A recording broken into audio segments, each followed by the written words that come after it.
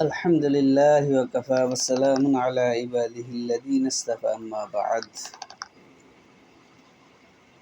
এখন আলোচনা করব স্বামীর প্রতি সর্বোচ্চ শ্রদ্ধাবোধ প্রদর্শন করা স্ত্রীর দায়িত্ব। একজন নারীর কাছে তার স্বামী হলেন সর্বোচ্চ সম্মানের পাত্র। স্বামী ততটাই সম্মানিত ব্যক্তি যে যদি আল্লাহ ব্যতীত অন্য কাউকে সেজদা করার অনুমতি থাকত, তাহলে স্ত্রীগণকে স্বামীকে সেজদা করার অনুমতি দিতেন। কায়ুম ইবনে আসাদ রাদিয়াল্লাহু তাআলা আনহু বর্ণনা করেন, রাসূলুল্লাহ সাল্লাল্লাহু আলাইহি ওয়াসাল্লাম বলেন, লাউ কানতা আমিরু আহাদা আন ইয়াহসারু লা আহাদিহিন আমারাতুন ইনসানি আন ইয়াস্তাখবিরু জিমা আয-যাওয়াজিআতিন। আমি যদি একে অপরকে সেজদা করার আদেশ করতাম, তাহলে স্ত্রীদেরকে আদেশ করতাম তার স্বামীদেরকে সেজদা করে। রাসূলুল্লাহ সাল্লাল্লাহু আলাইহি ওয়াসাল্লাম বলছে, স্বামী তার স্ত্রীর অভিভাবক, দায়িত্বশীল, তার আদেশ নিষেধ আলোকে পরিচালিত হওয়াই হলো স্ত্রী। আল্লাহ তাআলা বলেন,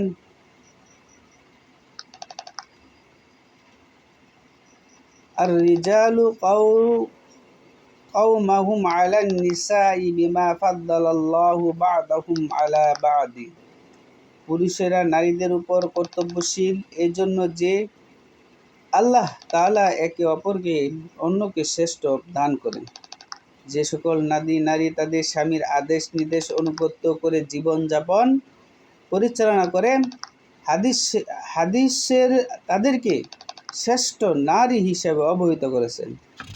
আবু হুরায়রা রাদিয়াল্লাহু তাআলা আনহু বলেন, রাসূলুল্লাহ সাল্লাল্লাহু আলাইহি ওয়াসাল্লাম বলেন, কিলা ইয়া রাসূলুল্লাহ সাল্লাল্লাহু আলাইহি ওয়াসাল্লাম আইয়ান নিসাউ খায়রু? ক্বালা আল্লাতী তাসরাউতুন ইযা নাযারা ওয়া তাসিআতুন ইযা আমারাতিন ওয়া লা তাখলিফুনা ফি নাফসিহি ওয়া মা লিহা লিমান তাখবিরু।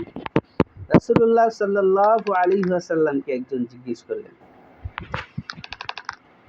রাসূলুল্লাহ সাল্লাল্লাহু প্রশ্ন করা হলো, কোন নারী উত্তম? তিনি বলেন, যে মহিলা তার প্রতি স্বামীর দৃষ্টিপাত করলে সে স্বামীকে খুশি করে দেয়, আদেশ করলেন তা প্রতিপালন করলেন, তার সাথে সম্পদের ব্যাপারে স্বামী এবং অপছন্দ করে তার বিনিময় মতবিরোধ করে না। রাসূলুল্লাহ সাল্লাল্লাহু আলাইহি সাল্লাম বলছেন, ওই নারী সর্বোত্তম যেই নারীর আচার আচরণ ব্যবহার দেখার পরে একজন স্বামী কি হয়ে যায়? খুশি হয়ে যায়। এই জন্য আল্লাহ বলছেন,